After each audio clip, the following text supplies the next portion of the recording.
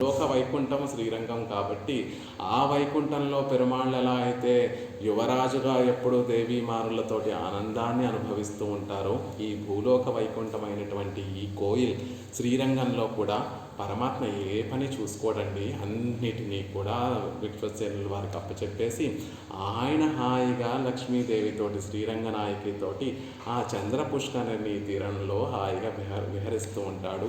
అలా లక్ష్మీదేవితో విహరించేటటువంటి సందర్భంలో ఆ చంద్ర పుష్కరిణిలో ఉన్నటువంటి తామరులే వారికి ఆతపత్రంగా, వారికి ఎండ పడకుండా ఉండేటటువంటి గొడుగులుగా మారిపోతూ ఉంటాయి.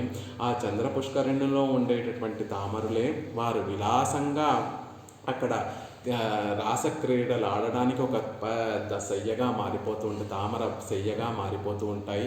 ఆ చంద్ర పుష్కరిణిలో ఉన్నటువంటి ఆ తామర పువ్వులే ఆ పిరాట్టికి కర్ణపుష్పములుగా మారిపోతూ ఉంటాయి. పిరాట్టి మెడలో మాలగా మారిపోతూ ఉంటాయి. ఒకరు మాలను మార్చుకోవడానికి తగినటువంటి పుష్పమాలికలుగా ఆ తామర పుష్పములన్నీ కూడా మారిపోతూ ఉంటాయి.